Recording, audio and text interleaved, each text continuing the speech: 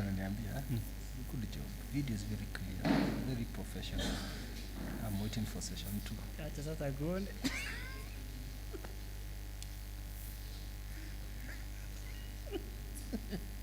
Unajua kumiona wana thimu by the way ikisirudia kiulia disconnect ngetha ndikaitafia na signal hali niko mareka ti yako mwana wako tumeshindwa kubuy incoming calls simu line yangu inakata so wana siulia Kona ya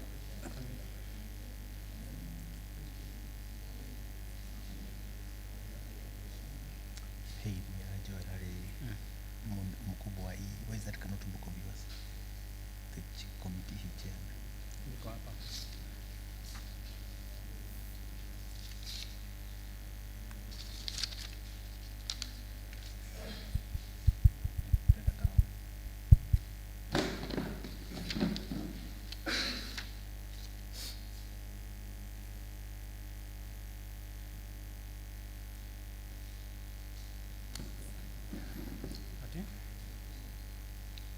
Can you see this question?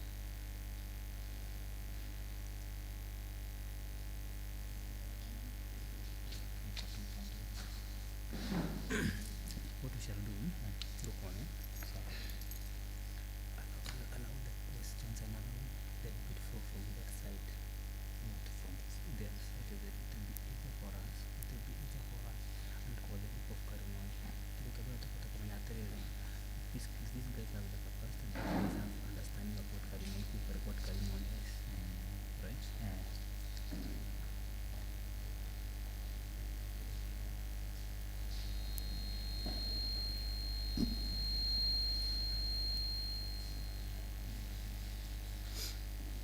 Simangu iko 10%.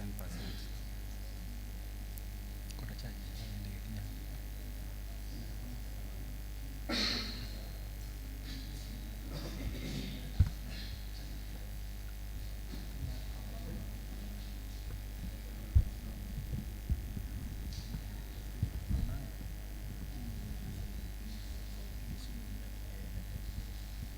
Wacholetea.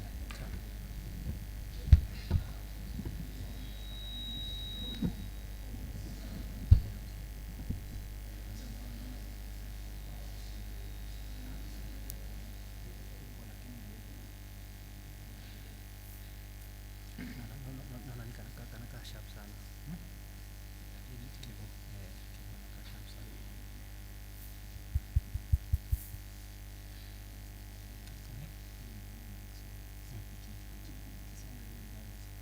Speak into it. All right.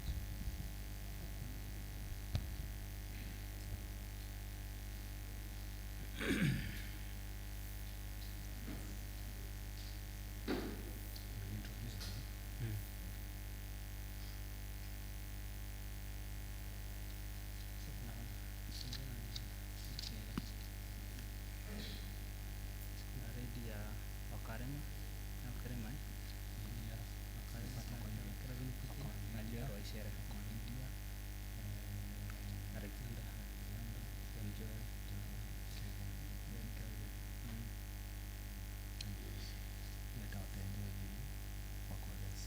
na time uzuri tulibalance tulileta jioni kidogo so ili kwa balanced ya kwa ni kaita kombo ya kwa kombo hakuwa the meeting tulikuwa alikuwa representative kama he was there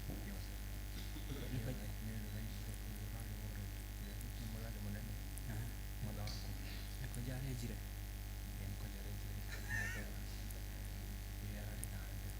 ndio kidogo da mwa da na kwa patine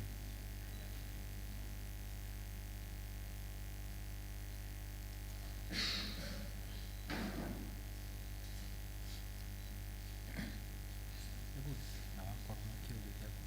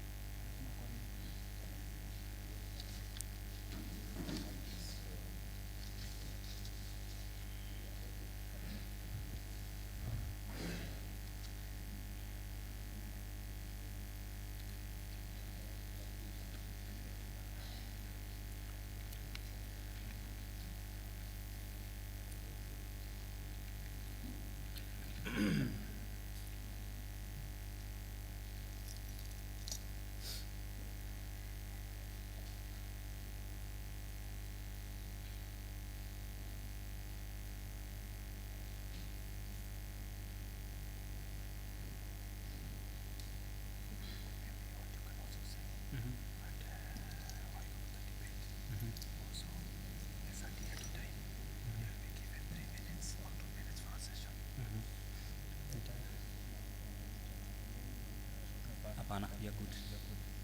We are good. Hata in fact ule mtu anafaa kuwa na concern kubwa ni yule asificho. Si tuko sawa.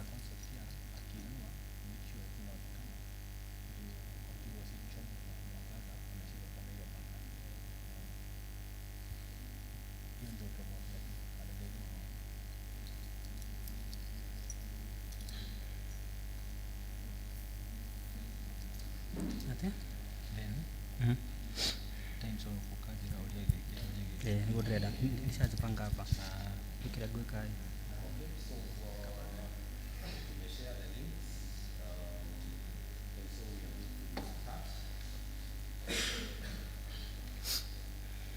I'll guide you. Lakini ile question that comes in taru mama kuna kana mama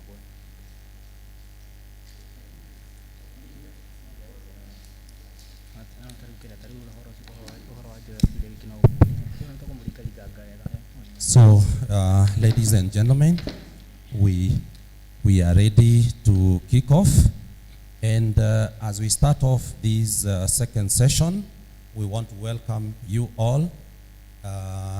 For those who are following through the social media networks, for those who are with us in the audience, we want to welcome you to this second session. Thank God for the first session that has gone very well. And so I want to inform those who had not come that we started with the national anthem and we also prayed. And so now we want to get straight into this forum. And our main agenda is to try and get to understand who these people are that are fronting themselves to serve us as Kalimoni people. What are they made up of? What do they know? And what do they want to do for us? Do they know their roles and their responsibility? Do they know what powers they have? And do they know what our needs, our challenges, our problems, our opportunities, and our tribulations are? And what do they have? What do they plan to do about it? We want to have this floor open for them so that each one of them can be able to tell us what we would expect of them. And by the end of the day, the electorate will make a sound decision. So welcome, ladies and gentlemen. Let us have this floor as friendly as we can, but dealing with the heavy issues. Karibuni sana. To the moderators now. Thank you, Chairman, and good evening, everyone. I want to take this opportunity to welcome you all once again. And may I request the audience that let us appreciate our Eshimiwa for making time for this evening. Thank you very much. Maybe just a small guidance concerning the timing. We shall first have a question or introduction, which will take 3 minutes per person. Then from there, any other question that will come in will be directed from either 2 minutes, 1 minute, 30 seconds, and when you are shown that band of 0 minute or time is up, kindly respect it and ukome hapo. So, without much ado, I want to welcome my co-host and also introduce himself. Welcome. Good morning, viewers. Good morning, candidates. Sorry, good evening. It's been quite a long day. We hope you've been good. However, my name is Ngoge Thiongo. We are part of the team that has decided to push Kalimoni to greater heights, and we are so grateful for your appearance today. So we say congratulations and may God be with you, and we are sure that thereafter, after today, Kalimoni will decide, and Juja in general will see the leadership that we have. Without further ado, just as my colleague has said, let's respect time. Something else I would also want to emphasize: when you are answering questions, don't dwell so much with your person. We may have to give that person a minute or two, mostly a minute, to rebuttal back. What you'll be doing, you'll be creating more time for that person. And the other will be saying, we've been unfair. So in the interest of time, let's dwell to the issues that are affecting Kalimoni, how you're going to impact Kalimoni as a leader, and we shall push forward. All the best and God be with you. Amen. Thank you very much. And also want to request our viewers, you can send your question via our platform, either Facebook or the YouTube. We shall get the questions directly and shall be able to ask them to our candidates. Without further much ado, I want to start with Mheshimiwa Redia. You have 3 minutes. Introduce yourself. Who are you? What capacity do you have to serve Kalimoni? And where specifically do you come from? Thank you. Thank you, Mr. Chairman, the moderators, the audience, and the online viewers. Good evening. My name is Alitia Wakalima Tonga, and I'm married to Daniel Kariuki. I'm a mother of 3, 2 boys and 1 girl, and I have a vision for Kalimoni. I started my school way back in Nyeri. We were in a primary school. I went to secondary in Kereti High School. And then I joined Kabede Technical, where I was doing business management and transport management.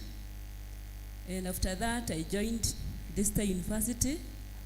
I did my degree in business management and administration, where I have learned about servant leadership,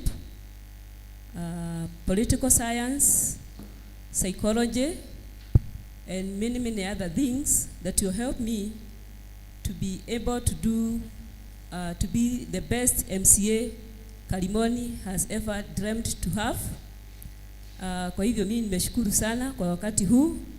Naomba watu wa Kalimoni wanichague kama MCA wao, niwafanyie kazi kwa sababu I have a vision.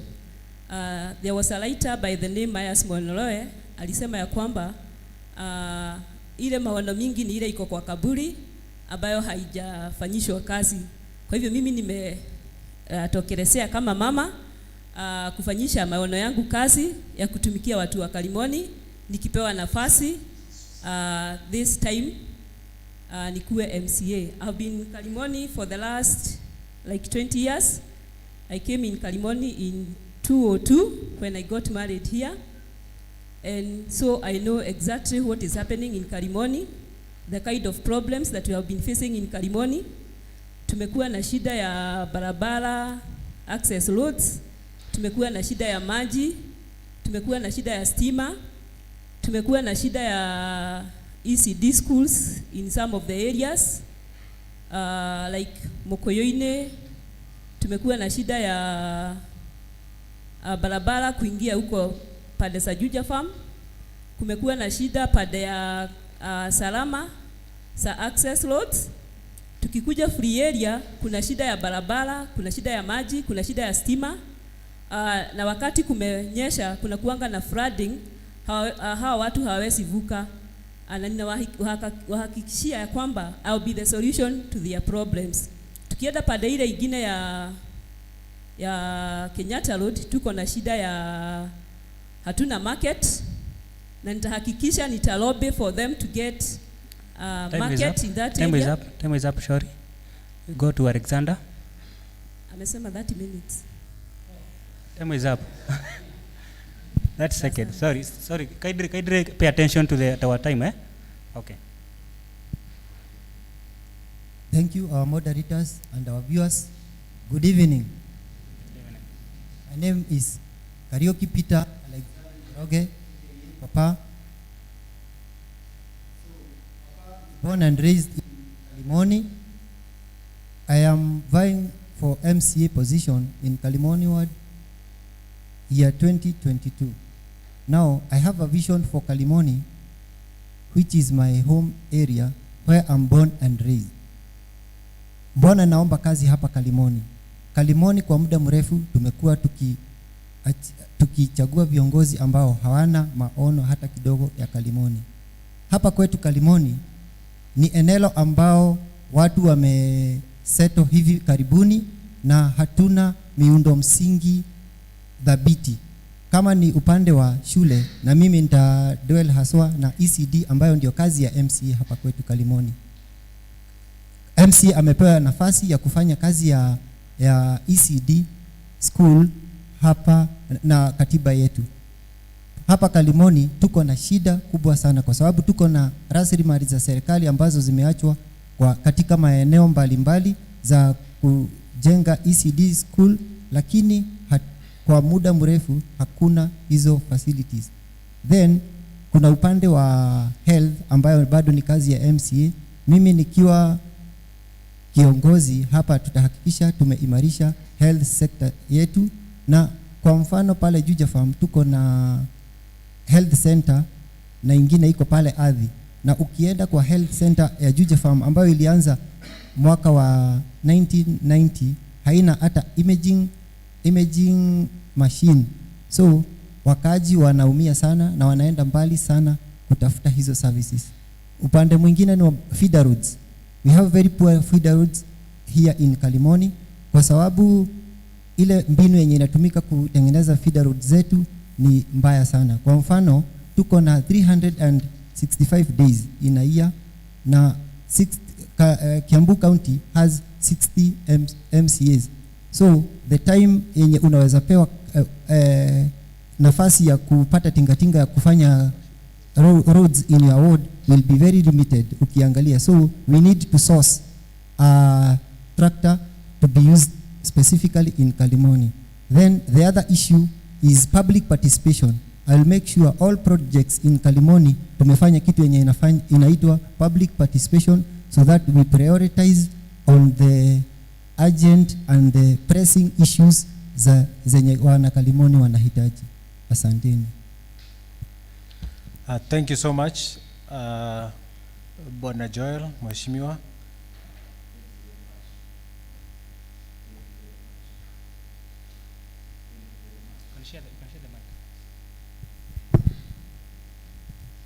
My apologies for the microphone, but greetings to everyone and our viewers back at home. My name is Joel Waishere. I was the former MCA, and I'm a resident of Kalimoni for the better part of my life. I have lived and seen where Kalimoni has come from to the place where it is. I would also like to take this opportunity to also appreciate the opportunity that I was given by the electorates from Kalimoni to serve them, I being the first MCA of Kalimoni. And for sure, at this moment, they are truly attesting to waliona kazi ya Joel. And I being here, I have come for the rescue for the people of Kalimoni, so that whatever I had started, I can be in a position to continue and make sure I finish all that I had started, and also the blueprint that I had left at the Kiambu County Assembly, both also in the county government. I be able to make a follow-up and also better the livelihood, the development, and the everything of Kalimoni. So I'm here to have and to chart the way forward for Kalimoni, and I'm sure from the previous experience that I had, I do believe I have all that it takes to make sure that Kalimoni moves forward, and also to give the right leadership that Kalimoni people have so much longed for, na ndio tuweze kurudisha Kalimoni yetu pahali ambapo inafaa, pahali ambapo wanaweza furahia kura zao, na ndiposa tuweze kuhakikisha ya kwamba delayed development is not a thing in Kalimoni. Our problems are sorted at the right time, and also we get to see whatever is pending is taken care of. It is actually articulated in the time of need, and also to our youth, our women, and our future, who are the little children. They be admiring, and they be saying that during the times of Joel Waishere, we really saw whatever he did. We really do admire his leadership, and also would like to see and make sure that the same leadership serves as a mirror to the rest who will come after Joel, so that they be following whatever Joel did, and they also be following the blueprint that was left by Joel to see the betterment of Kalimoni. Thank you. Thank you so much. With an equal fairness of 3 minutes. Next, please. Thank you, our moderators. Thank you, Chair, for this historic moment for Kalimoni Ward. Here I'm Mbuthia Kevin Kariuki, and a candidate, an aspiring candidate for member of County Assembly. Mbuthia Kevin Kariuki was born and bred in Kalimoni Ward, went to schooled at Bull Shepherd, then schooled at Thika High School, and later furthered his studies at JKUAT and pursued a degree course in development studies. Why Mbuthia Kevin Kariuki decided to vie for this position? Mbuthia Kevin Kariuki decided to vie for this position because of the leadership gaps that has existed in Kalimoni, right from ECDs, where we as Kalimonians, we are privileged enough to even have a CEC of education in Kalimoni. Yet the current leadership there wouldn't seize that opportunity to expand or even construct ECD centers in Kalimoni. In Kalimoni, especially in the Muigain areas, we have a lot of challenges, right from drainage. When it rains, we consider rain as a blessing, but to us, tunalalamikanga sana. Ati mvua ikinyesha, tunaamshwa na mvua, na si kuamshwa na mvua ya mabati, ni kuamshwa na mvua yenye inatuamsha kama imeflood. Na juu ya mashida kama hizo, ndio maana tunavai ndio, there is nothing for us without us. We are the true sons of the soil, and sisi ndio hizo mashida zote ndio tunazijua right from we were born, juu tumegrow nazo, tumelelewa nazo, na sisi ndio tunaweza come up na solution ya hizo mashida. Asanteni. In the same spirit, Bwana Kevin, let me ask you, what do you believe is the role of the MCA? Or when you get to be an MCA, should Kalimoni elect you, what will you do? What I will do? Number one, the roles of an MCA starts from representation. And how I will represent. The representation starts from, kazi ya MCA, it is the smallest unit of leadership, right from the presidency down to the MCA. Na MCA ndio uweze kurepresent watu wako. Lazima ukue unaishi miongoni mwao. Lazima uishi miongoni mwao, ile shida yenye wanapitia, unapitia. Kama ni kukosa maji, wewe mwenyewe unakosa, na ndio unaenda kuwa represent huko. You represent their views, their opinions, and their proposals. Number 2, legislation. Mimi kama Kevin Kariuki Mbuthia, considering kama wakati huu tumekuwa na... Your time is up. But allow me just to give you one more minute. When you talk of legislation, what bill do you have in mind that when you get elected, you will come in and to benefit the people of Kalimoni? Pardon?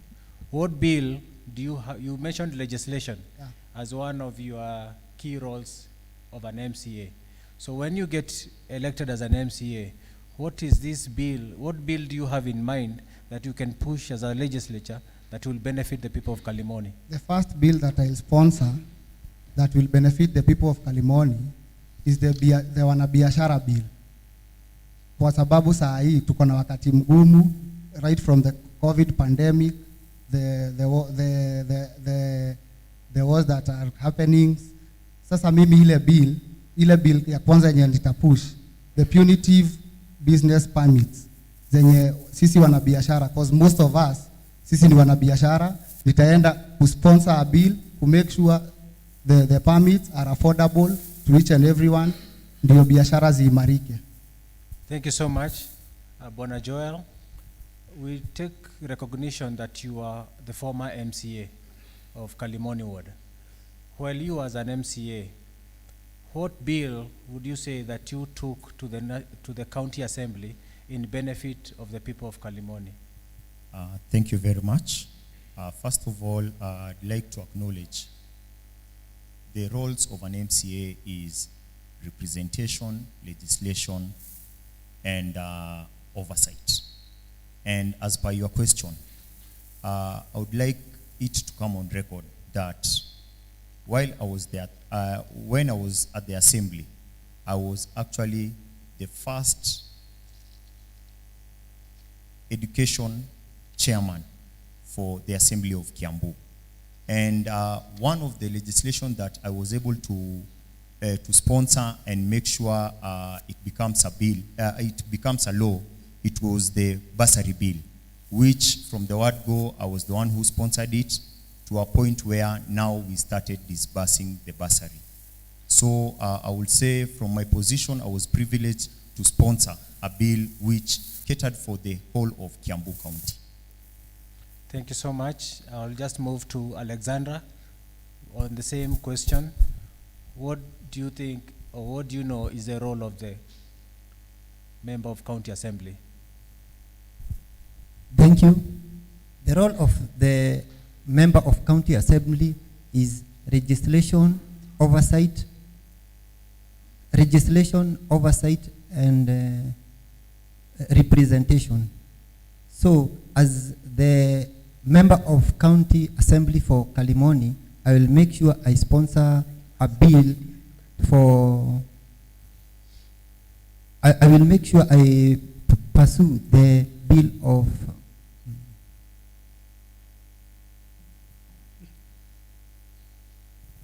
Ward Development Fund. I'll make sure we have a Ward Development Fund taken to the county assemblies so that the MCAs can be able to manage funds in their wards so that we can have them making decisions on what projects to be done during which particular time. Thank you so much. Madam Lydia, still on the same question. What do you think, or what is the role of the MCA? Thank you for that question. The role of the MCA is to legislate, oversight, and represent. Na ile bill moja nitapeleka bunge ni ya vijana wamekuwa kwa drugs sana. Tuone vile tutasaidia vijana wetu waache kuingia kwa drugs, wakuwe busy, we can empower them. Vile tutawa empower, wakuwe busy, waache kukua idle na kwenda kwa drugs. Hiyo ndio bill yenye sana sana nitapeleka. Alafu ya biashara, to make sure watu wetu wako na pesa ya kufanya biashara bila kuhalasiwa na kanjo. I'll still give you some 30 seconds because I'm seeing your timer has 30 seconds. So what bill, as you say about the biashara, so what is it that you will tackle when you bring this bill? What kind of biashara are you talking about? Or what do you mean by when you say biashara? Wafanyi biashara sana sana wanakuanga halas na kanjo, wanakuwa overcharged sana sana, kama hawa wanauza wakina mama boga wanaitishwa pesa maybe daily. So vile nitafanya, nitapeleka hiyo mswada kwa county, walipishwe kidogo so that they can enjoy doing their business bila kuhalasiwa na kanjo. Thank you so much. Okay, I want to start with Radia. I believe all of you have lived in Kalimoni for quite some time, eh? And I want to start with you for a minute. Can you tell us one program or one project you have done for the people of Kalimoni before you started vying that you could probably say that I'm proud that I did a project or a program that changed the lives of Kalimoni people?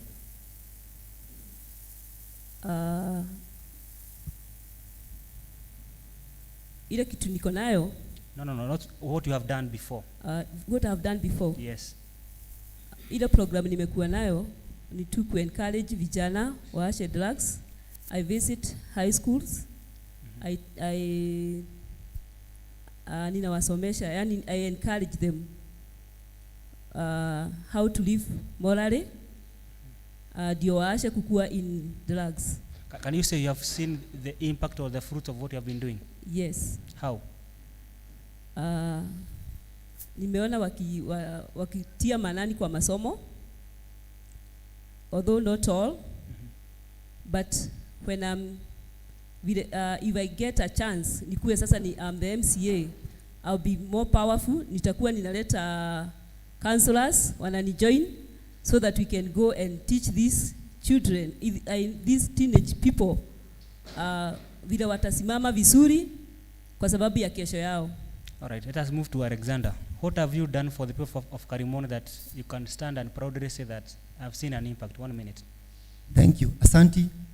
Mimi nikiwa mkulima pale Juja Farm niliweza kuanzisha mradi wa wakulima dairy farmers. Kuna group ambayo inaitwa Sajuja Dairy Farmers. Mimi ndio nilikuwa founder member. Mwanzoni nilikuwa ninaanza peke yangu, lakini nika invite other farmers ambao tulikuwa na common interest, na hao farmers wote sasa wamepata market mahali wanaweza kuuza maziwa yao. Why do they sell their milk? They have a milk bar and they also do some value addition to the milk they produce. So better earning to the farmers. Can you give us a number, maybe how many are they? There are about 30 members, 30 active members. All right. I go to Kelvin. Kelvin, what have you done for the people of Kalimoni? Mimi kama Kevin, what I've done for the people of Kalimoni for the past 6 years, I've been a garbage collector. Sisi ndio tulikuwa tunaimarisha usafi na environment management Kalimoni ward, na since hiyo group yetu, hiyo youth group ilianzwa, we were the brainchild, na imeimarika, na sasa iko na more than 30 youths. So we've created job opportunities, na sisi ndio tumekuwa tukisafisha huku. Hata saa the next program we are having ni ku create a site kwenye tutakuwa tuna sort unajua that garbage, hiyo garbage inakuwa na vitu mingi that can be productive for us. Hapo tuna sort, tunachukua vitu za nguruwe, za kuku, kuna plastics, chuma. Umeona hizo, we are creating jobs. Are they paid? Yes, they are paid. How is the procedure for payment? The procedure for payment ni watu. Juu unajua tunachukua kwa maboma za watu. We consolidate funds from our customers, then we bring them together, then tunalipa. All right. Let's go to Mheshimiwa Joel. Yes. You are the first MCA Kalimoni for the MCA. Yes. What do you think made the people of Kalimoni reject you in 2017? Thank you very much. I think if maybe you may allow me, let me go back to the question that you had asked. No. Because I also have a history. You were there before, so Yes. I'm asking a question. Why do you think the people of Kalimoni rejected you in 2017? Okay.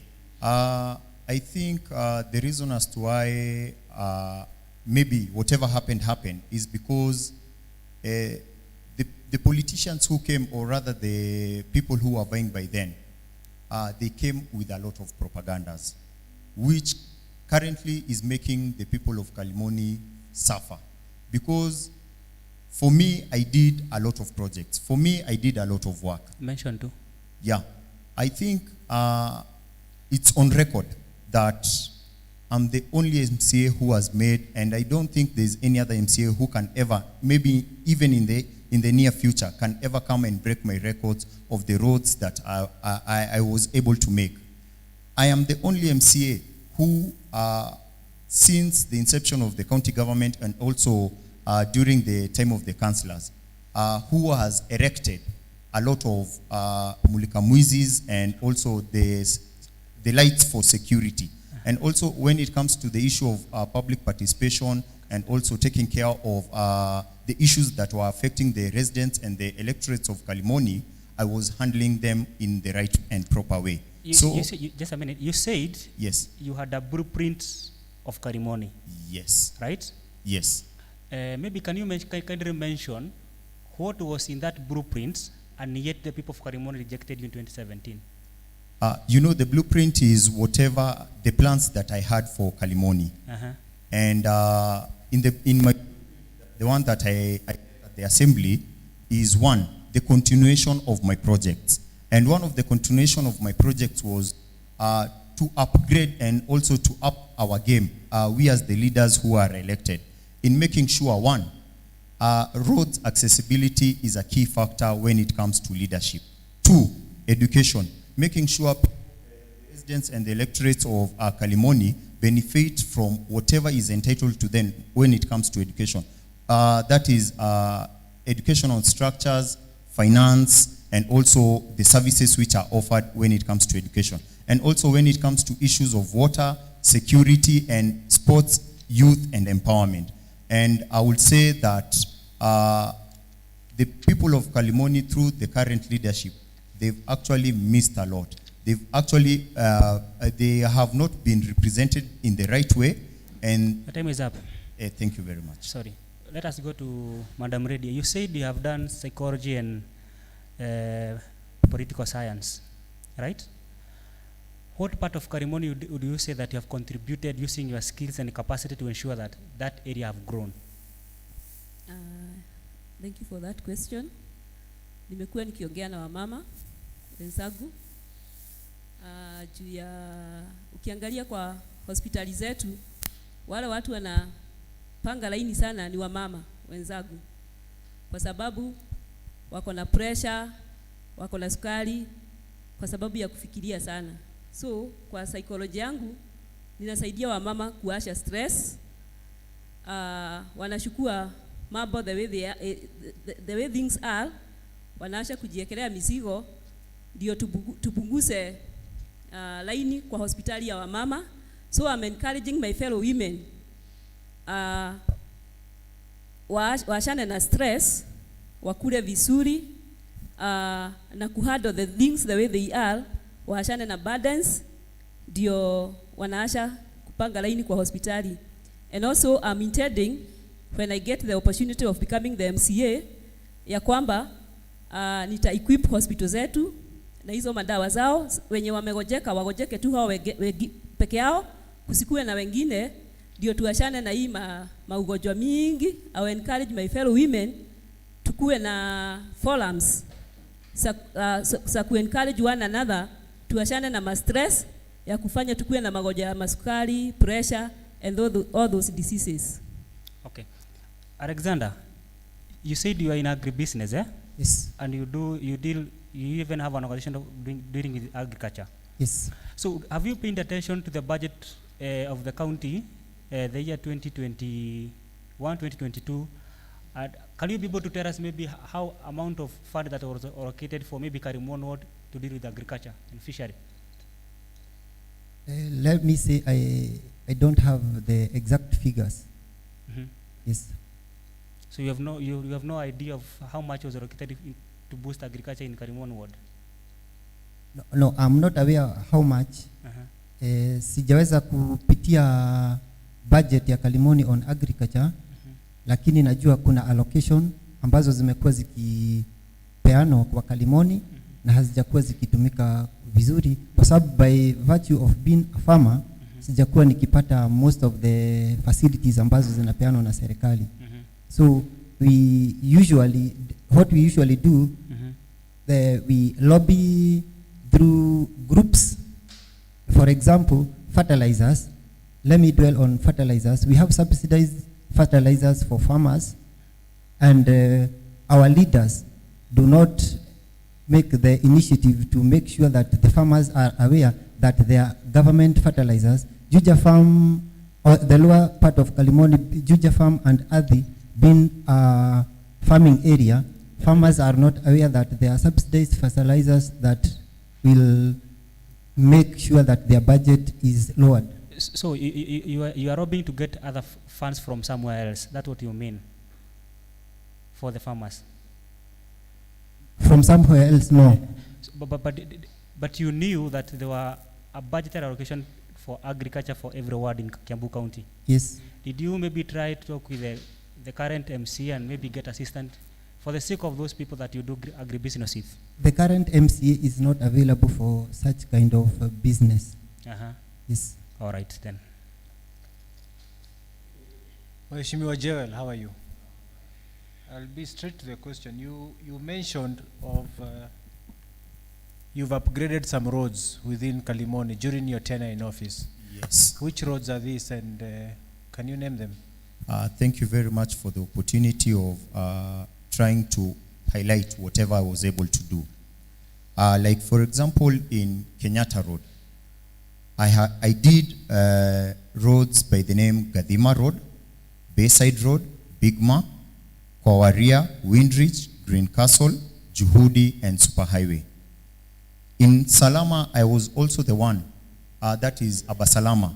I was the one who opened the Salama Road, and through a PPP, that is private-public partnership, through a quarry that is situated there in Abasalama, I was able to even gravel the same road called Chai Road.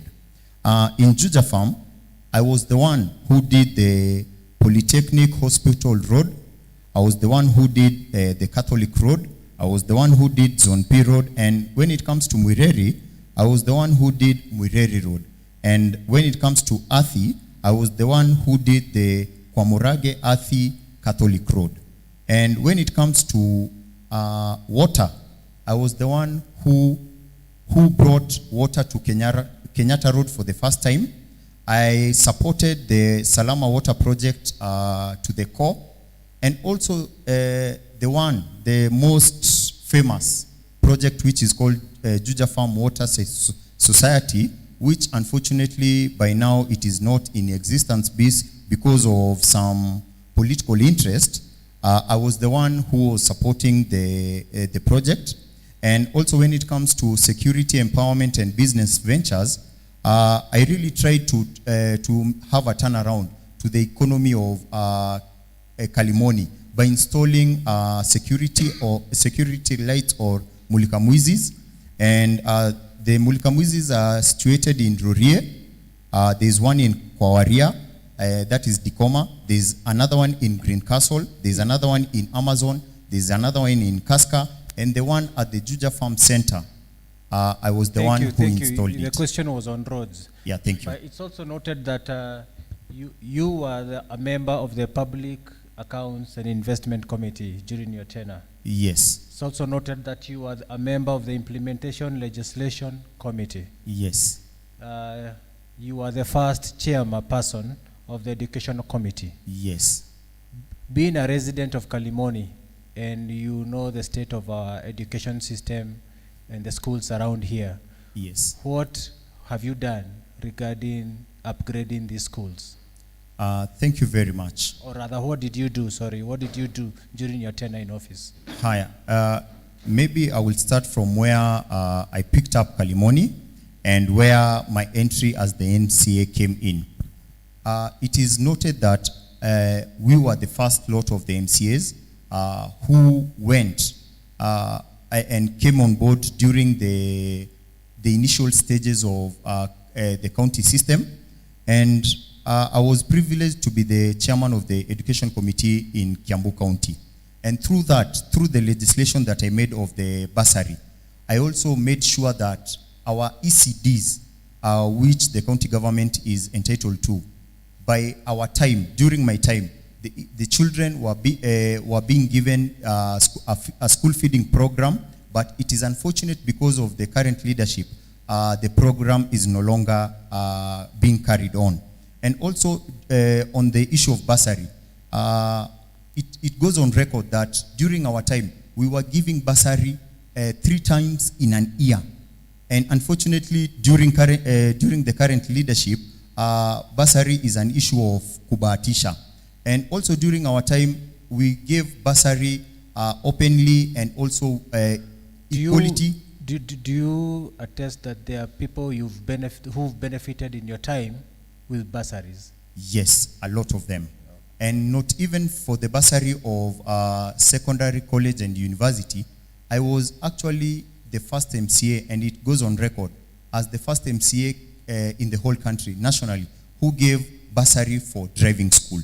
And there are a lot of youth and electorates who benefited with the bursary of driving school. And it was actually, I saw it recently, Babu Owino he's the other leader who has been able to give bursaries for the driving school. Thank you so much, but before I give it to my next colleague,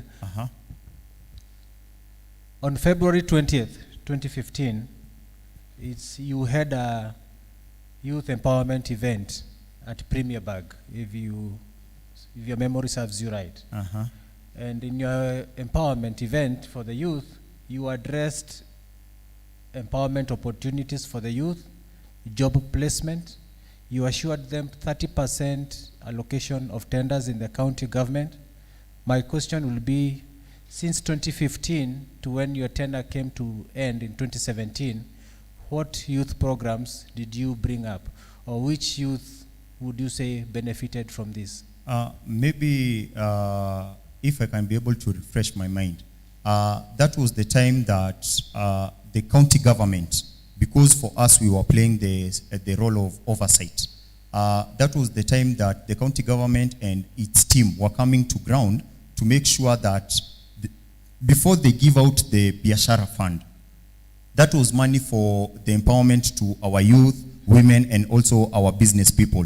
That was the time they were coming to give the relevant education before the funds are disbursed. So I think you are talking about an event when the education for Biashara Fund was being the staffs had, the Kiambu County staff had come to enlighten our people before they gave them. And I can tell you, a lot of people benefited from the Biashara Fund, and they are actually example of people who until now their businesses are running because of the startup or the capital that they received from the Biashara Fund. Thank you, your time is up. Thank you. Let me move to Kevin. Kevin, you're a young man, and I hope you the best. And we understand that the area of Juja is really affected by drug abuse, people in drug abuse, or rather the young ones. Being a young person in society, what programs do you have that will benefit these young ones? And especially noticing that it would come from our neighboring ward in Juja ward, and this is Kalimoni, which we are just a few steps away. Sure. The programs that I'll have is to directly impact the youths, because there's nothing for us without us. Number one, how can we impact them? As the MCA, even though the integrated county development plan does not stipulate the slots that an MCA can give, but kama ni kazi za kanjo, kama Kalimoni, we have not been lucky enough kuandikishwa. Na the drugs, youths wanaendaga kwa drugs due to the hopelessness. Na me being there, leading Kalimoni, will give the youths hope, showing them kama Kevo from garbage collection ameenda akakuwa kiongozi, and it is by God's grace. Kalimoni youths tutakuwa meimarika. Alafu there is also another program of the public utilities we have, because the county government is the custodian of all public utilities. Tukajenga resource center, a resource center kwenye whether you are talented, we have a social hall. You can go whether you are talented in music, unaenda unaperformia huko there, because just right now, before you become an MCA, what would you say you are doing towards those children or those youth who are into drugs? Right now, Kenya nafanya, me nimekuwa nikicheza mpira. I've been a football player for the longest time. Na nimekuwa nikichezea timu za huko kama kina Everton, Juja Stars. Na umeona unajua tukienda kucheza mpira inamaanisha tumepata kitu ya kufanya. Unajua drugs watu wanakuwa umekosa kitu ya kufanya. So tukienda ball unajua ina attractigi watu wengi, unatoa watu kwa idleness, ndio wana concentrate hapo. All right, let us go to Radia. And I have a question for you, and you have a minute to respond. Can you tell us what is that major problem that you think, if addressed in Kalimoni, the whole world will change? That one issue, you know, that if it is fixed, Kalimoni world will be different. An employment. How do you do it? Kitu ya kwanza, get funds, lobby for funds from the county government. Watu wafanye biashara, vijana wafanye biashara, waache kukua idle, so that the economic status in Kalimoni will change. And then kama ni pesa ya vijana, kuna pesa inakuanga imetengwa ya vijana, ni make sure imewafikia, and they are able to get that money interest free ama interest kidogo, ndio wafanye biashara. And then the women, there is women fund, na haifikiangi hawa wamama. Nita make sure hiyo pesa imewafikia, ndio wafanye biashara, waache kukua idle, and we change the narrative ya poverty in Kalimoni. Maybe if I may ask, those funds that you are talking about are already there. Yes, right? but they don't get them. How many CBOs maybe do you know of women or youth that are registered in Kalimoni? Groups? Yes. There are so many. Have you ever tried maybe to approach those officers and get those guidance to get the money? I have tried. Nikajaribu kufuatilia ya youth. Nikajaribu kufuatilia mpaka ya youth. But nothing happened. All right. Yes. Mr. Alexander. Yes. What resources do you believe that are in Kalimoni that are not exploited to the benefit of the people of Kalimoni? Thank you. In Kalimoni, this is the area that all raw materials come from. Hapa Kalimoni ndio material za kujenga barabara zimekuwa zikitoka, mawe za ujenzi wa nyumba, na hata ukienda sehemu zingine pale ardhi kuna mchanga. So inamaanisha mali ya Kalimoni inaenda kujenga kaunti zingine na sehemu zingine za Kenya, lakini hapa kwetu Kalimoni miundo msingi inabaki kuwa mbaya sana. So why and how do you intend to do that or to change that narrative? By changing this narrative, we will make sure that we have a very big share in allocation of these resources. We have to make sure that before you get a license to get these materials out of Kalimoni, we have to partner with you so that you do major projects in our area. Maybe roads, you do some few roads as a way of giving back to the society, so that we minimize the roads that have to be covered. In the other areas like Maram, Kalimoni is one of the biggest area that Maram comes from for building our roads. So we have to make sure that we partner with you and you give us the lion's share. When you say that you partner with you, who do you really mean? The person getting the material from Kalimoni. For example, you are given a tender to build a road somewhere in Gatundu, and you want to come for resources in Kalimoni. You have to do some roads in Kalimoni so that we allow you to get the materials from out there. Are there regulations already in place that make sure that the people of Kalimoni are served or enjoy the benefit of having those resources already? Regulation, I'm not aware, but we will use our office through the county assembly to make sure we make the regulations if they are not in place. So can you say that maybe now, okay, your time is up. Let's move to Joel. Joel? Yes. Kalimoni is one of the wards that are rapidly growing. Yes. In Juja ward, eh? Juja ward. In Juja constituency, sorry. Yes. And one of the key issues when it comes to growth and development in an area is the ownership of land. Yes. Right? Yeah.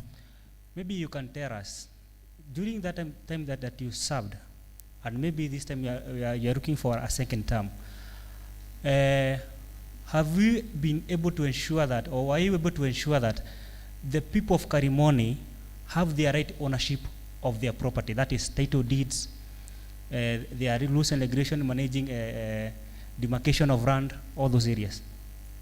Thank you very much. Yes, I would say, because there's one thing that the county was very much interested with, is making sure that we empower our people through them having the title deeds. Because when you have your title deed, in one way or another, we've empowered you. Because from the title deed, you know you have now your legitimate landlord ownership.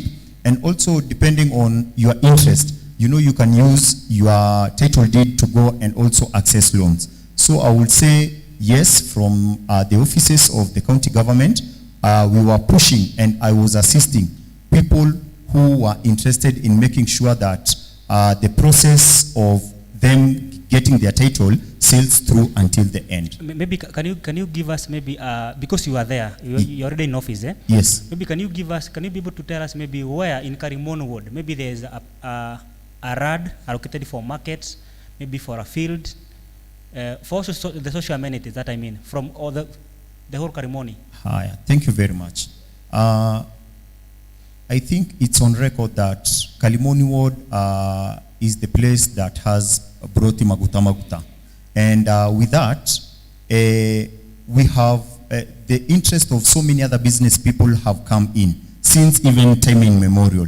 So lands have been subdivided and also public utilities have been left. Like in Kenyatta Road, we have several of them. Here in Salama, we also have several of them. In Juja Farm, we have several of them. I mean, can you give us in specific? Maybe we have a market in Kenyatta Road, we have a market maybe in Sarama. We want also details. Thank you. Yes, like in Kenyatta Road, there is a place for building school, and also there's a place for building a hospital. When it comes to also, that is Kenyatta Road. When we come to Salama, there's also amenities for building ECDs and also a market.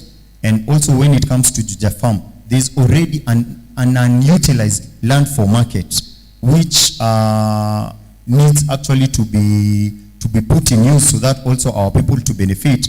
And when we go to the far end, that is Adi and Mokoweni, there are several lands for social amenities and also for building schools. Okay, we shall come back to that, but your time is up. Yes, thank you. We go to Kelvin. Kelvin, Yes. in your manifesto, you have talked about that you're going to ensure we have TVETs, we have also the ECDs, eh? Yeah. Maybe currently tell us, where do you think we need these ECDs in Kalimoni ward? Currently, where we need ECDs in Kalimoni ward is the Muigain sublocation, the Kenyatta Road area, because we only have one school, and then we have the population going by registered voters.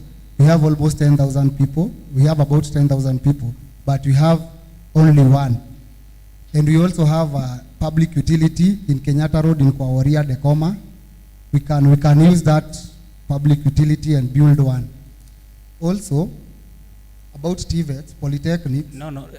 So you mean in Kalimoni ward we only need one ECD in Kenyatta Road? No, we don't. There are places that have just been constructed because of these elections.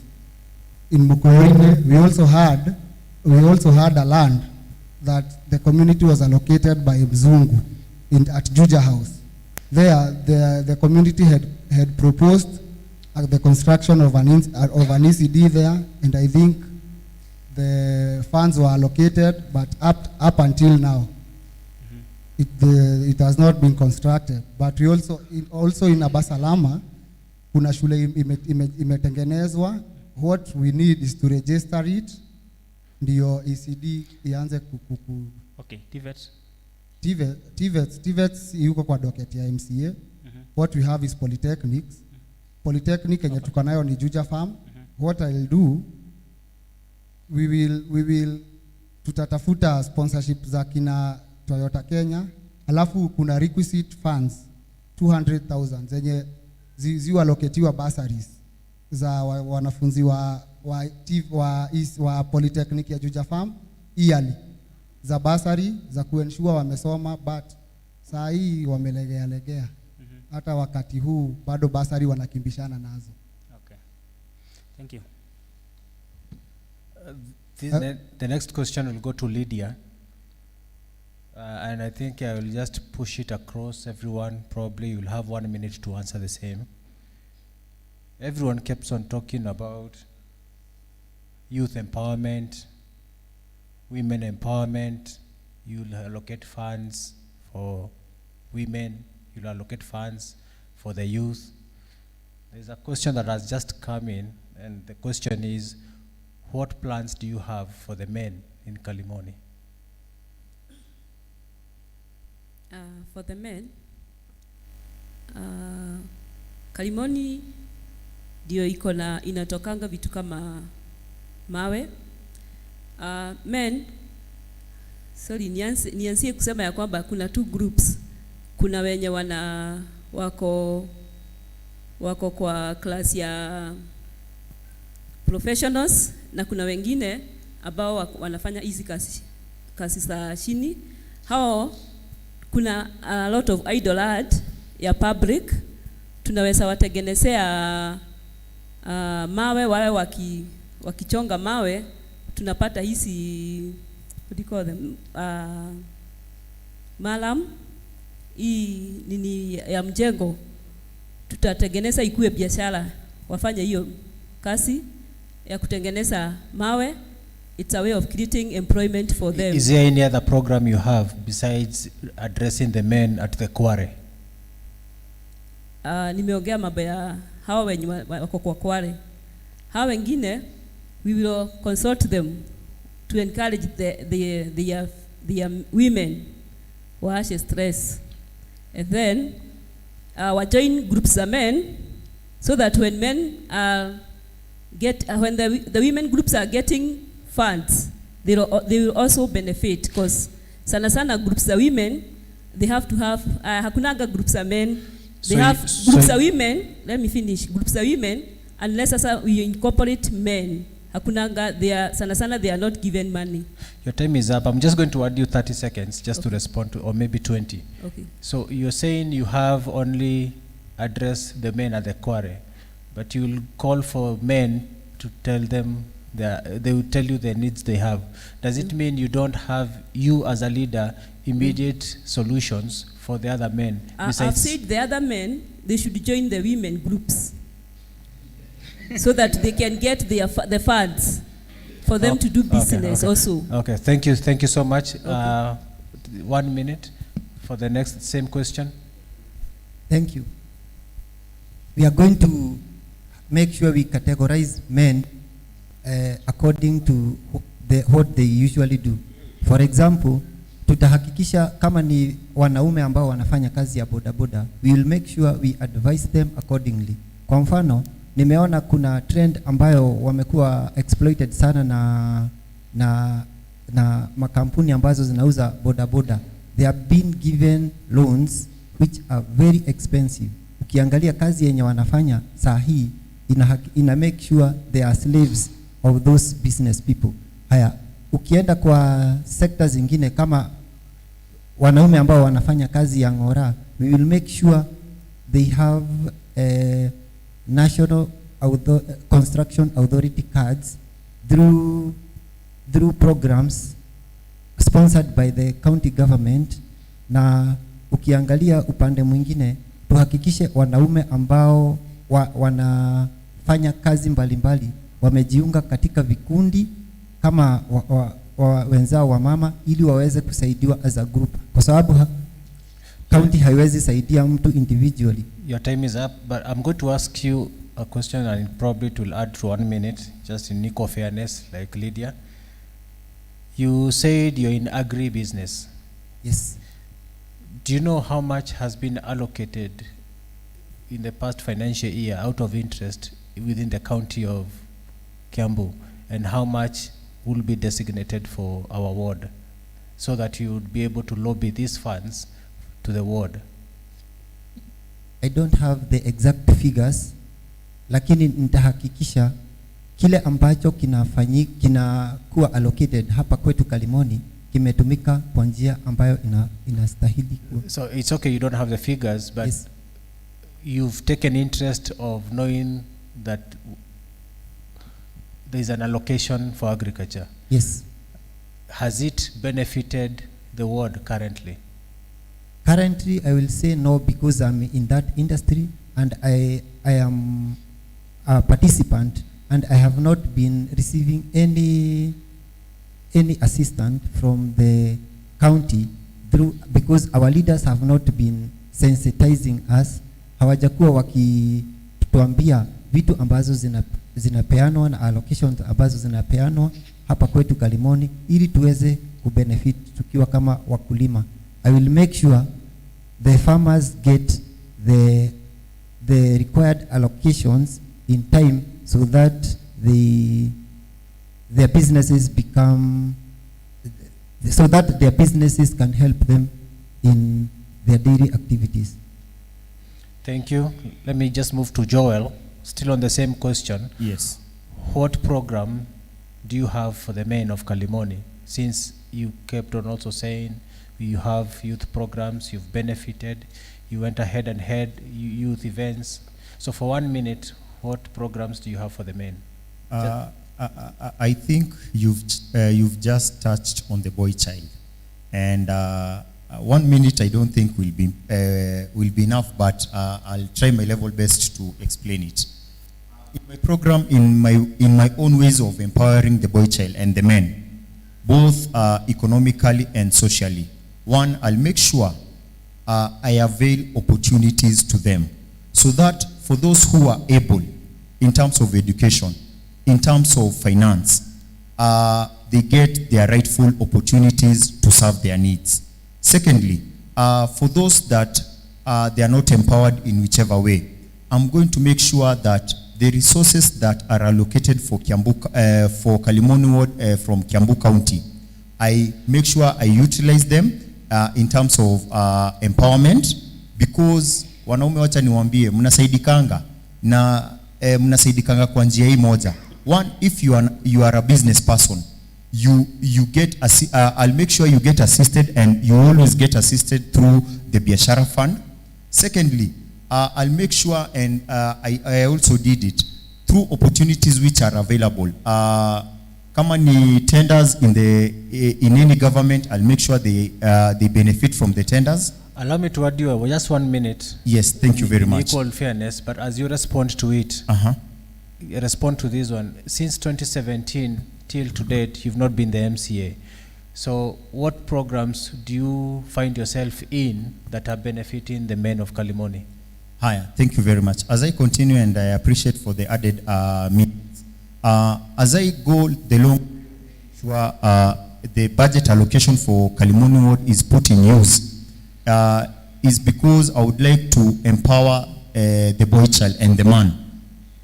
When the boy child is empowered, he'll be able to be fit even in his mind. He'll be able to be in a position to provide for his family. He'll be able to be in a position to also invest in a way that will be beneficial to his or her family, to his family.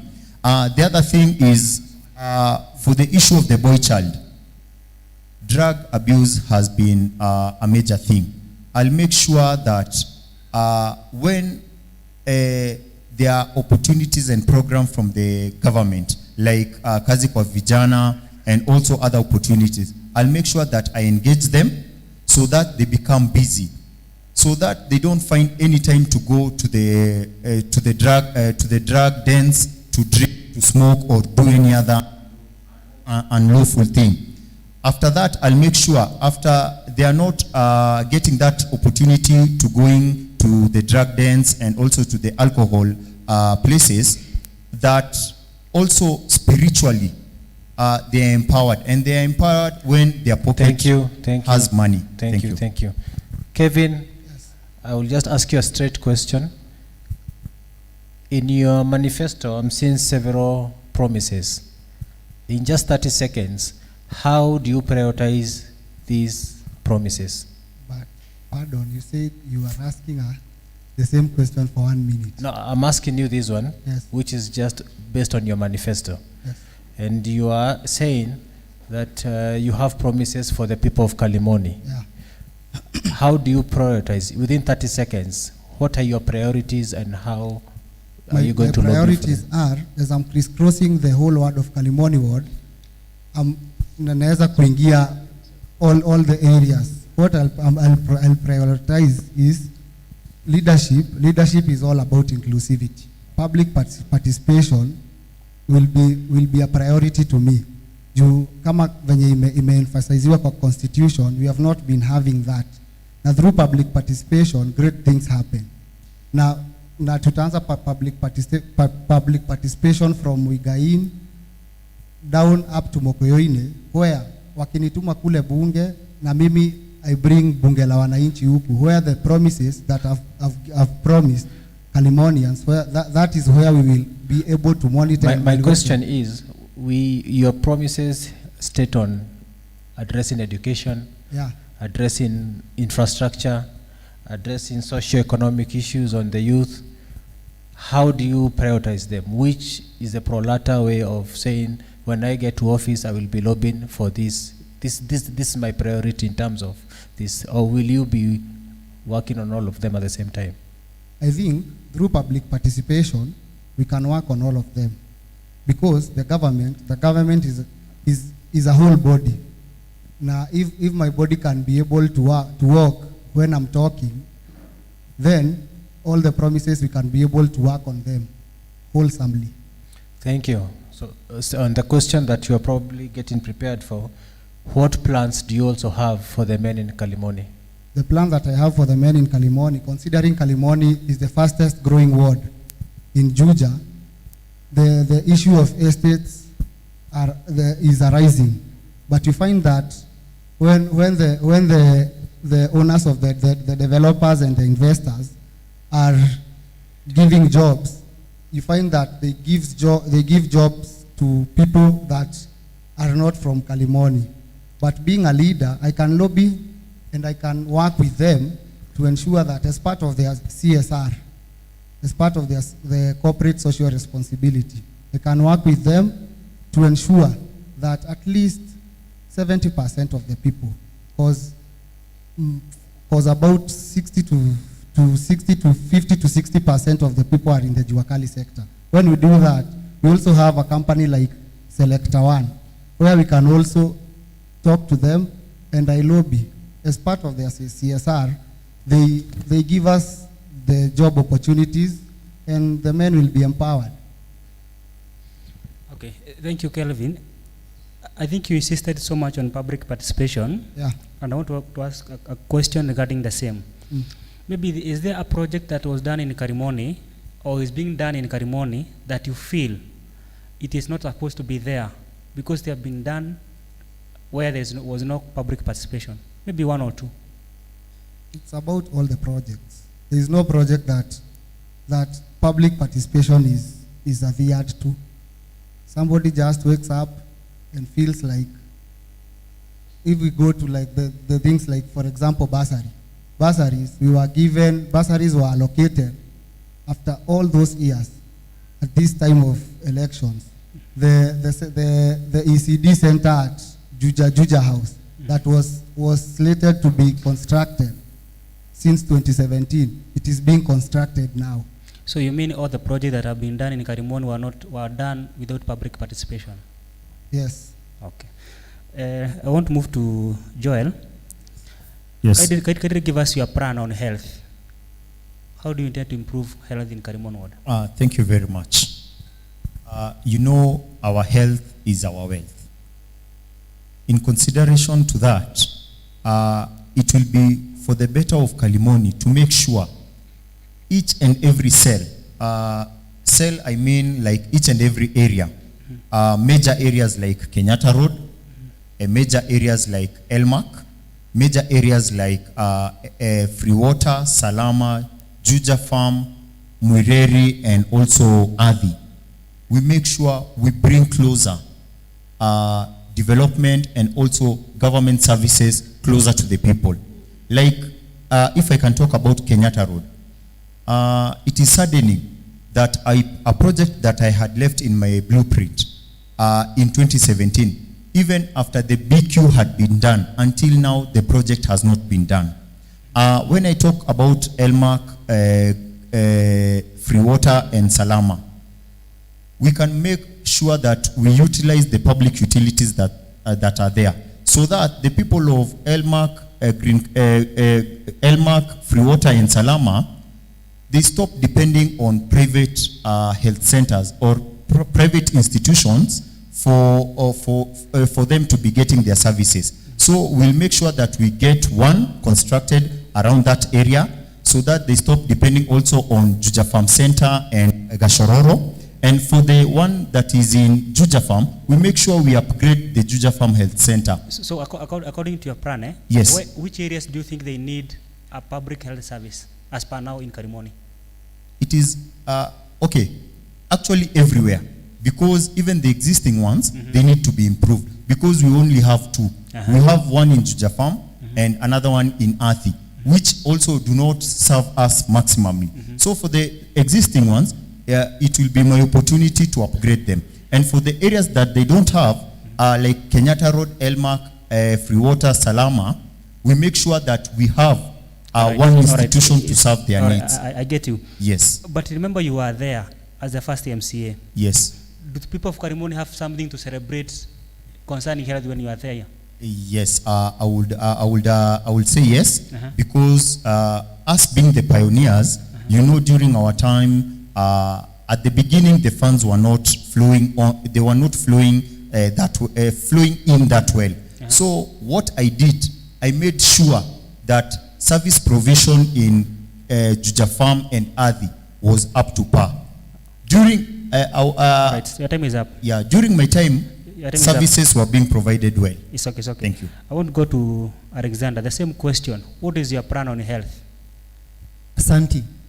Mimi nikichaguliwa kama MCA hapa Kalimoni, nitahakikisha zile facilities zote ambazo zimeallocatiwa on health, kama pale Kenyatta Road, kama kuna facilities ambazo ni za health, tuhakikishe tumelobby funds from non-governmental organizations, national government na hata county, tuhakikishe tuko na dispensary pale ama health center. Tuende mahali kuna health center kama pale Juja Farm, tuhakikishe hiyo health center imekuwa upgraded, kuwe na hata imaging machines, kwa sababu hiyo ni hospitali kubwa na imekaa muda mrefu sana na imekuwa neglected sana. Ukienda pale uta make sure, mimi nikiwa representative pale kwa county assembly, nita make sure tumehakikisha madawa zimeletwa pale, watu wasio wanatibiwa alafu dawa wanaambiwa waende wanunue. Pia tutahakikisha hospitali zetu ambazo ziko hapa Kalimoni tumepata ambulance yenye iko station. Mahali kama Juja Farm ni mbali sana na super highway. Tuhakikishe tuko na ambulance ambayo itaweza kuserve hospitali na clinics ambazo ziko hapo around. All right. Let us go to Madam Ridia. I still have 1 minute. Okay. Yes. Then kuna sehemu kama Aba Salama, Elimark, hizo area zote tuhakikishe kama areas za Aba Salama inahitaji health services kwa sababu iko mbali sana na eneo la Juja Farm na hata hapa upande wa hospitali ya Kashororo. So to make sure tuko na health facilities hapo, vile hapa Elimark tuhakikishe tuko na health facilities. Na hiyo mimi nikiwa representative pale kwa county assembly, tuta make sure tumefanya nini, tumelobby funds kutoka kwa mashirika mbalimbali. All right, your time is up. Madam Ridia, health is very, very critical, especially to women and children, and I know you represent a majority of them. What is your plan? Plan yangu, thank you for that question. Plan yangu ni to make sure every area kuanzia Mukoyoini tuko na dispensary, if not a health center. Na hiyo ni kitu rahisi sana kwa sababu sio lazima we construct a building. Unaweza tafuta container isafu watu as we wait for the government itujengee hospitali. So I can lobby for containers. From who? From the county government. Watupatie container, tuweke dispensary huko Mukoyoine, tuweke dispensary Sarama, Dekoma, and every other area kama hii ya free area yenye itasaidia watu. And then the existing hospitals like the dispensary like kama ya Adhi, to make sure iko na maternity wing, ya Juja Farm to make sure iko na vitu kama theater. We lobby for those things because hiyo sio kazi ya MCA, hiyo ni kazi ni kulobe, ni make sure niko na a good relationship with the governor and the MP of the area so that I'm able to bring the health services to our people. And then we lobby pande ya Kenyatta Road kukuwe na equipped level 4 or 5 hospital ndio tusaidia wamama wenzetu wakati let me ask a question. Okay. Do you know to what extent of the scope that you are around as an MCA when it comes to the Ministry of Health or health sector itself? Yes. Explain to us. Lobbying. Kazi yangu ni kulobe watu wangu wasaidike. Kama sasa na kumake sure hospitali zetu siko na dawa. Hiyo ni kazi ya MCA, anaenda kuangalia kama hospitali zetu siko na madawa. Yes. Okay. Let's go to Alexander. One of the major components that goes hand in hand with health is water connectivity. What is the major problem of water connectivity in Kalimoni ward? Kalimoni ward, I will start with region to region. I'll start with the farthest end, Mokoyoine, Adhi, and Juja Farm. For about 20 years ago, the people of Juja Farm had an initiative that was people-driven, and they had a project that was named Juja Farm Water Supply Society. That project was running well until sewage was drained into Roiro River, thus polluting the water. Then hiyo sasa ilikuwa ni major challenge kwa kampuni. Waliweza kutafuta jawabu mbadala ya kupata maji safi ya watu wa kukunywa. Mimi kama ningekuwa MCA wakati huo, ninge make sure drill borehole within 1 week na iwekwe kwa reservoir ya hiyo area, badala ya kufanya nini ya kutafuta kuua kampuni ya Juja Farm Water. The current nani aliwa ya Juja Farm Water Society? Hiyo ilivunjwa na viongozi ambao walikuwa kwa ofisi at that time. They had when was that? The year 2019. So you mean the current leadership? Yeah, the current leadership. Yeah, they made sure that the Juja Farm Water Supply Society was crippled, not to give services, and invited Rujuasco. Juja Farm Water Supply Society was giving connectivity of 50 bob standing charge. Now Rujuasco is giving 450. So standing charge. Standing charge. But are the people enjoying water from the Ruiros or whatever? And the water does not come regularly, and you are also charged, either you get water or not. Yeah. Okay. Kelvin, what is your take on health?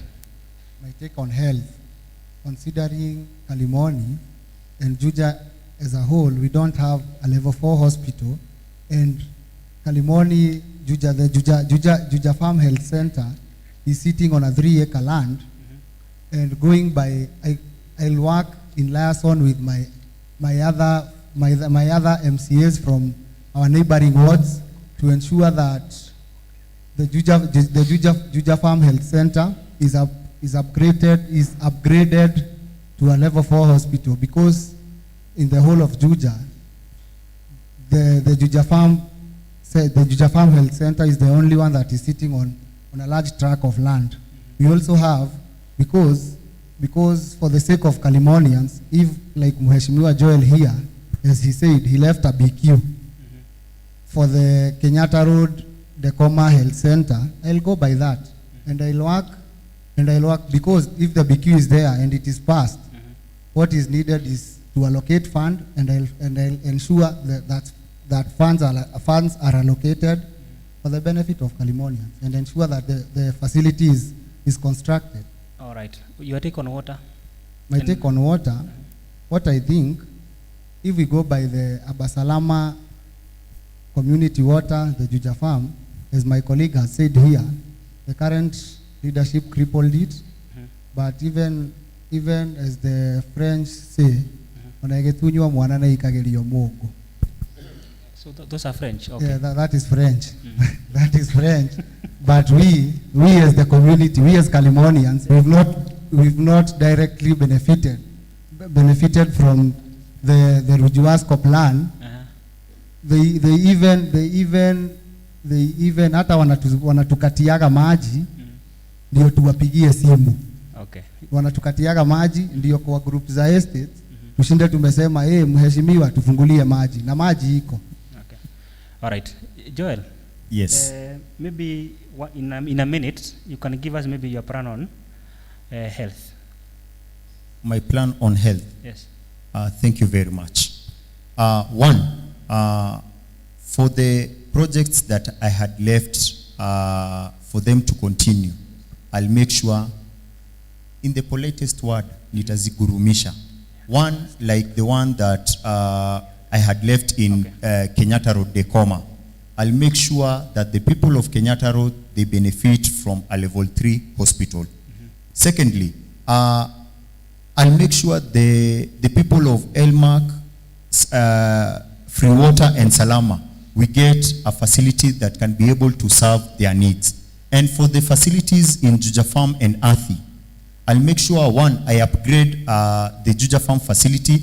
And actually, even the Juja Farm facility, the facility which is currently being used is a facility that was left ile nyakati ya mkoloni. So upgrading it will be a mandatory thing, so that we can have modern services being provided from a modern hospital. The same way for combine that question with this one. You are being there in the assembly. Yes. And it is on record that you are in the committee of registration. Yes. Did you make any law concerning the health that will benefit Kalimoni? What I will say, I never did a law for health, but I made sure that health issues, I tackled them head on.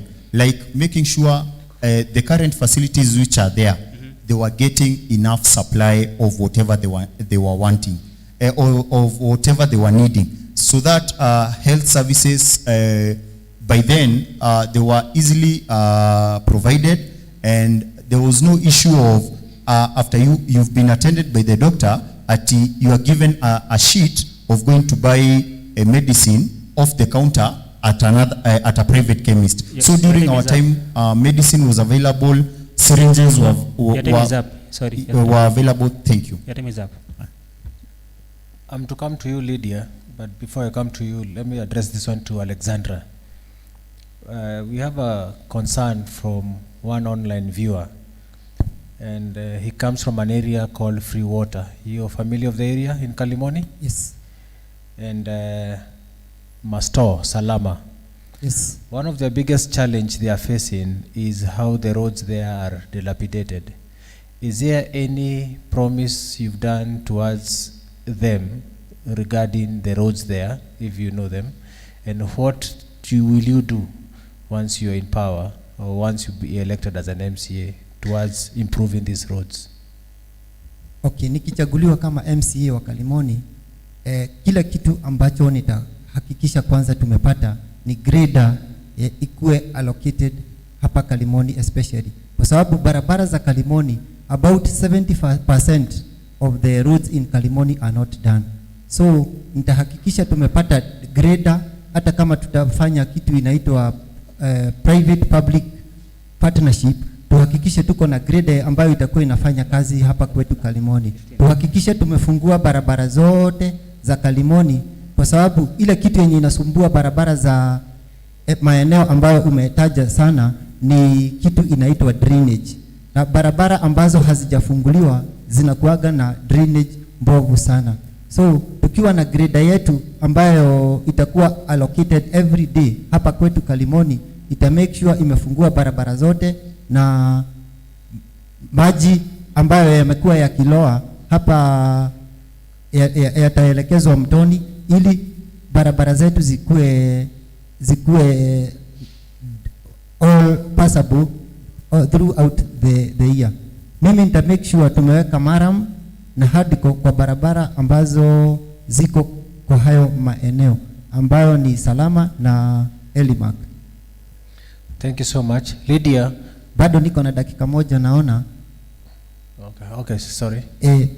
Pale Elimark bado kuna, ningepeana historia tu kidogo ya hiyo eneo.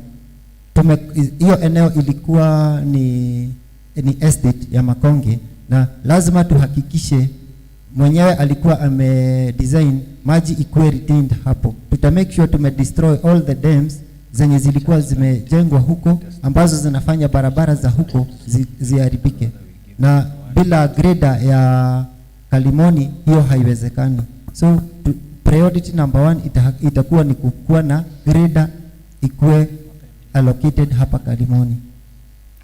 Thank you so much. Lydia, still on free water area and Masto, they are talking of how their roads are dilapidated.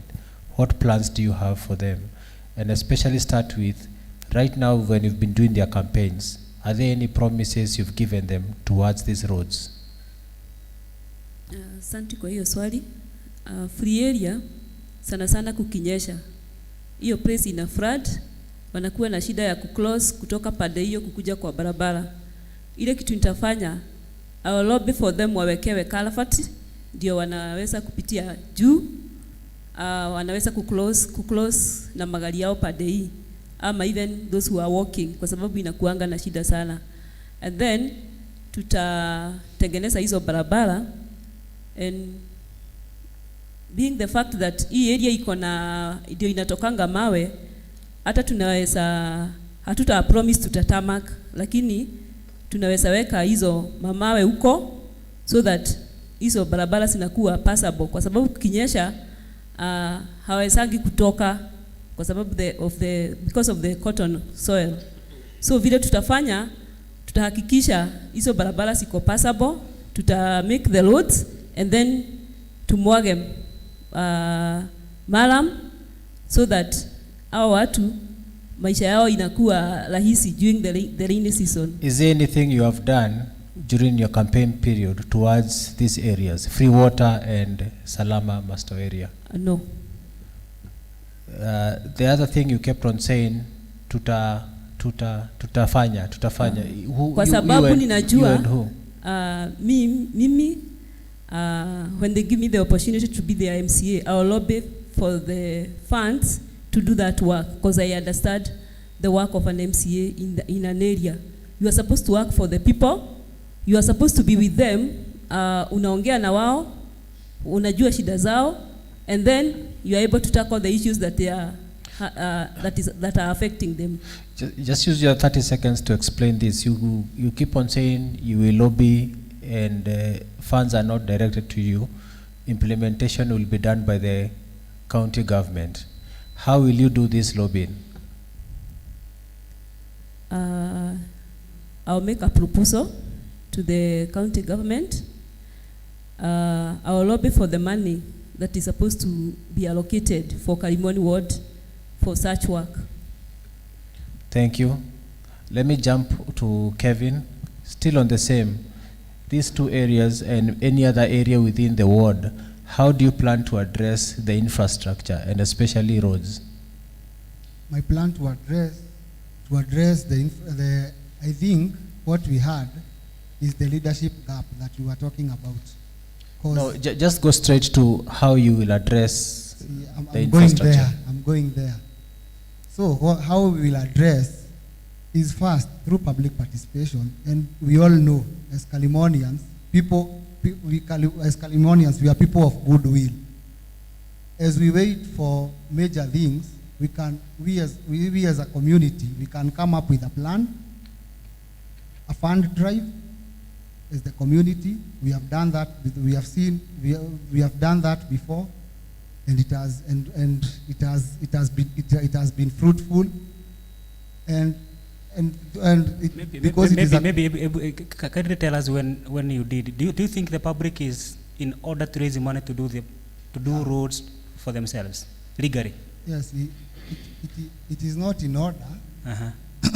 But going by the situations that are there, like now in some estates in Moigain, they are doing the roads for themselves. I also know in some estates like in Elmark, they are doing the same for themselves. So when you just a minute. So when you're elected as a leader, will you lobby for these roads, or will you push the narrative? I will lobby for the roads, but I will lobby for nitalobby isikuwe permanent solution, lakini for temporarily tukingoja ile ya permanent, because in Kiambu County things are being done. These things are being done.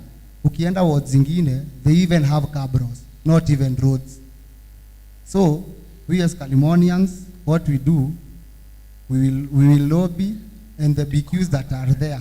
Kama Kenyatta Road kuna barabara ilikuwa ya Njoro, ina transverse hadi kwa Masai, inashikana na ile ingine.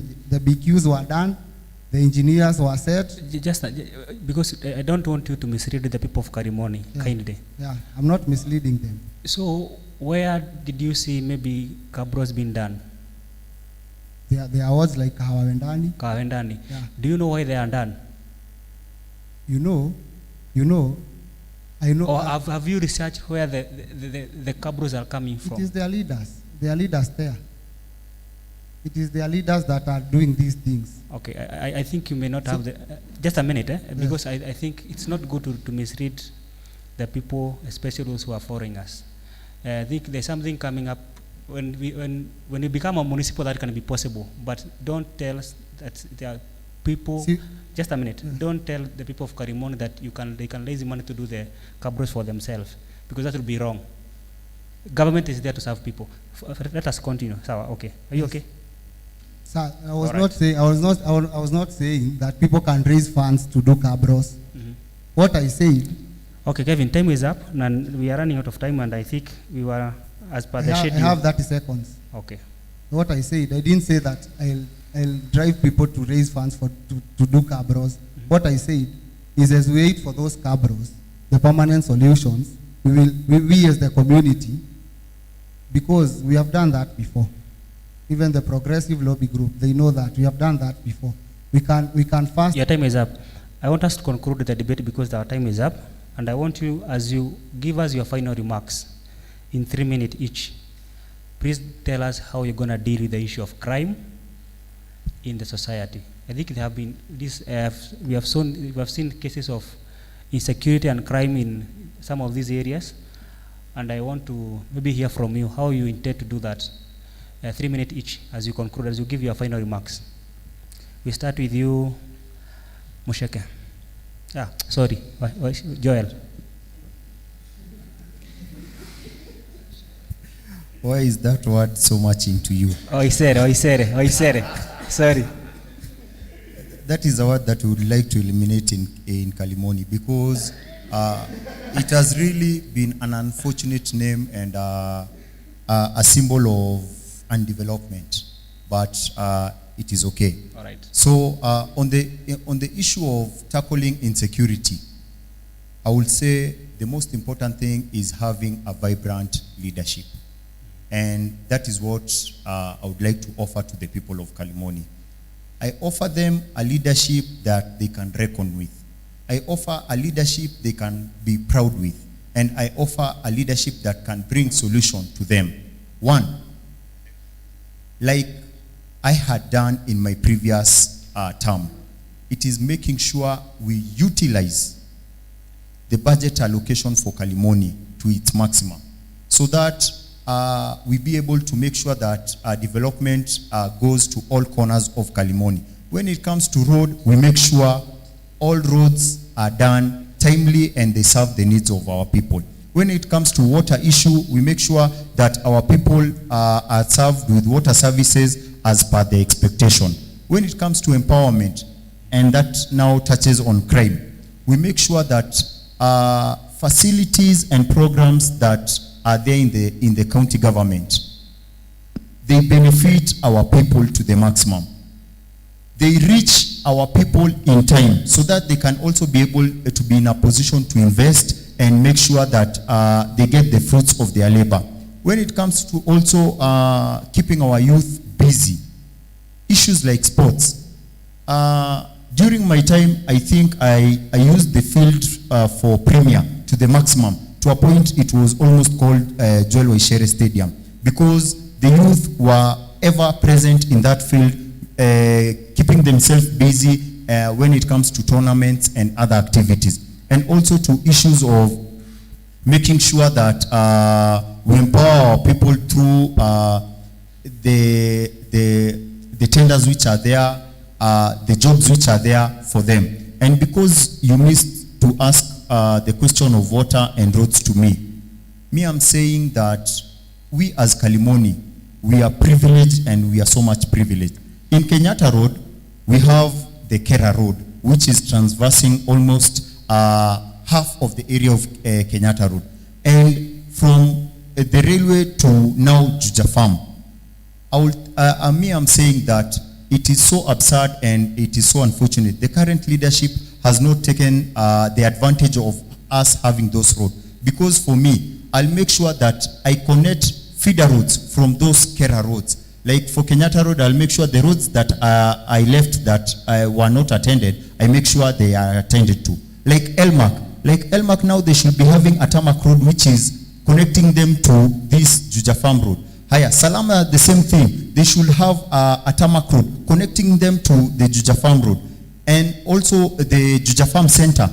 Your time is up. By now they should be having a tarmac road at the center. Your time is up. Thank you. We go to Radia. The same question. How do you intend to deal with insecurity and crime? And also your final remarks. Thank you. The first thing, I'll make sure that every household is connected to electricity so that every person who is capable will be able to have alarm so that in case of danger, they are able to alert one another. Then, I'll make sure I keep our youth busy by ensuring we don't have drug abuse in our area, by making sure our young people are busy. Excuse me, Radia, please address the audience. I'll make sure that the youth are busy so that they are not involved in crime, by making sure that we eliminate drug abuse. I'll make sure that we mark the hotspot areas. We make sure we have street lights so that we eliminate insecurity. And then I'll lobby for police posts in every area of our estates. We have police posts to make sure that we have enough security. And to round it off all of it, I would say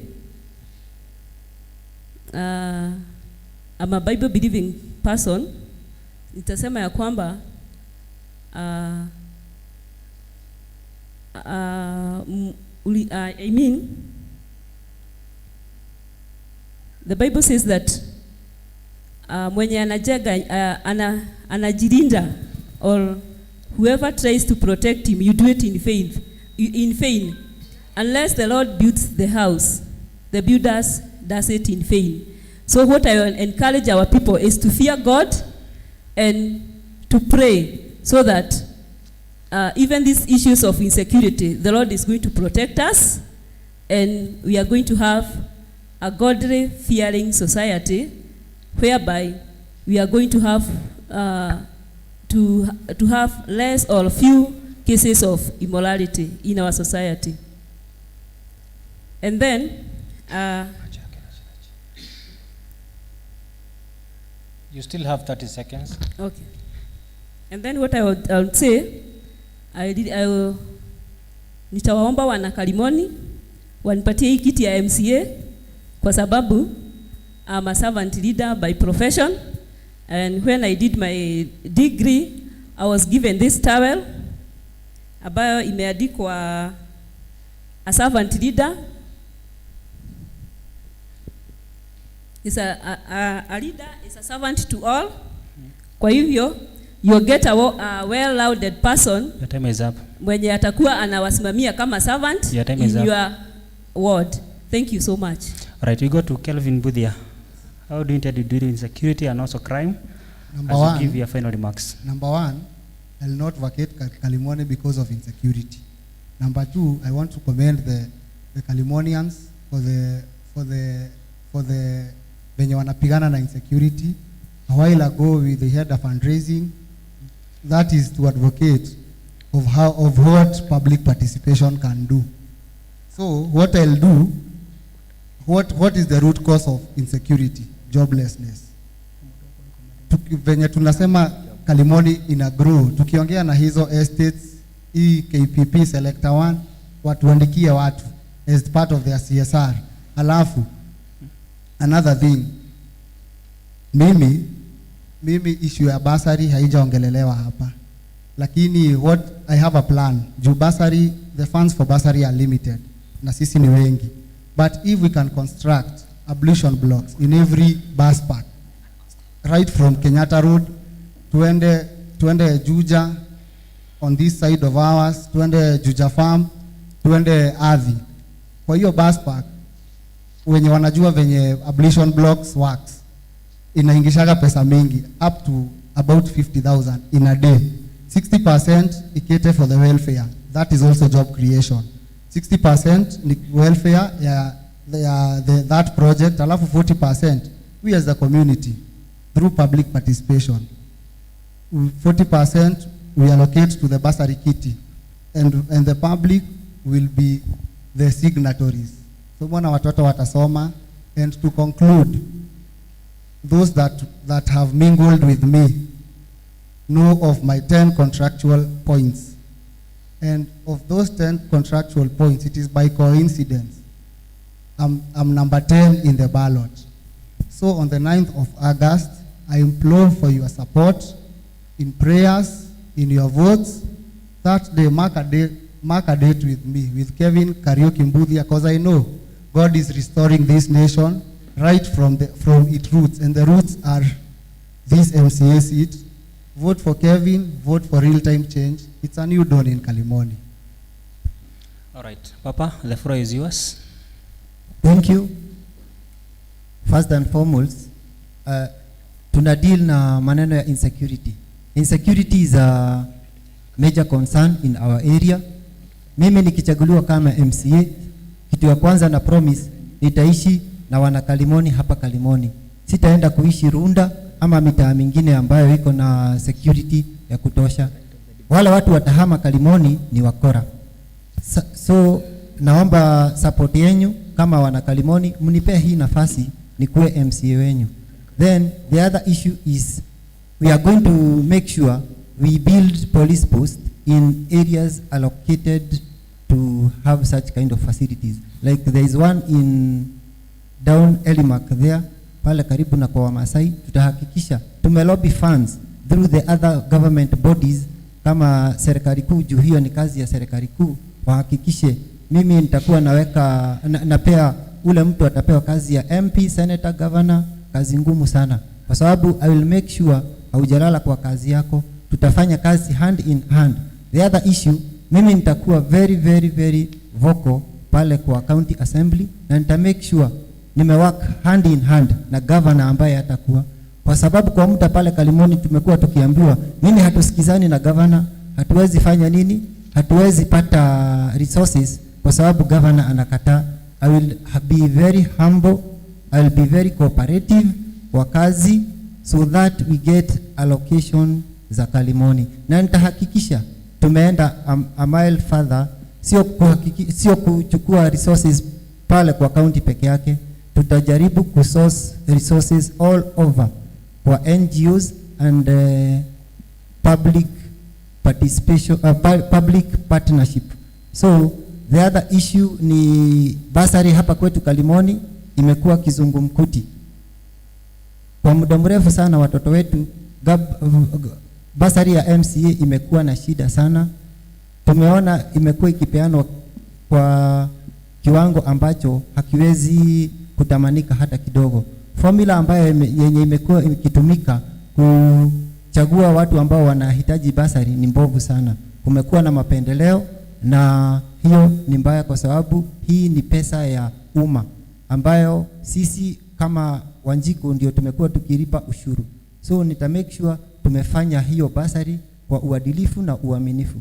The other thing, as a candidate, mimi naomba on an independent ticket, and an independent candidate is the best candidate in Kalimoni. Kwa sababu hatakuwa na mtu ambaye atakuwa anamshurutisha vile anafanya kazi. Mimi nitakuwa nafanya kazi independently na nitahakikisha wana Kalimoni wamepata resources zao in time. Alama yangu itakuwa tinga pale kwa ballot, and I will be number 7. All right, thank you very much all of you for your time, and also thank you for audience and also our online. Though I've not given my parting shot. No, I think I was responding to water and roads. I think we started with you. No. I was responding to water and roads. All right. Yes, thank you very much. I think that is a sign of how I'll lobby for the people of Kalimoni. I'll make sure that they don't miss on anything, just like the way I did. I made sure that on the issue of their budget allocation, it was put in very good use. And when it comes to the issue of insecurity,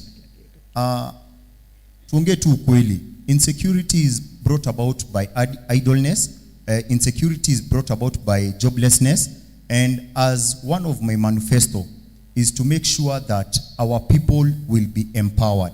Empowerment starts from our youth, empowerment starts from our women, and empowerment starts from our men. When we make sure that our people get an all-round empowerment, the issue of insecurity will have tackled them. And then me as Joel Waishere as an MCA, you know, security issues is not in the docket of the county government, but I'll make sure the issue of Mulika Mwizi streetlights, we are going to make sure we distribute them all over Kalimoni County, Kalimoni ward, so that kitu ambacho tunajua kenye kinafukuzanga mwizi sini mwangaza. We make sure that giza Kalimoni imepotea, and we have a turnaround to our economy. The other thing, as I seek for the votes of the Kalimoni people, mimi ninaomba support na kura yenu. Mimi kama independent candidate Joel Waishere, alama yangu ni calculator. Mimi ninaomba watu wa Kalimoni wakati huu tupige hesabu vizuri. We get a legitimate leader, a leader who is focused, a leader who has a mission for the people of Kalimoni, so that Kalimoni can move forward. Na mimi ninawaahidi kura kwa Joel itakuwa ni kura kwa miaka 5 ya maendeleo, miaka 5 ya kazi na miaka 5 ya pesa. And God bless us all. God bless Kalimoni. Asante sana.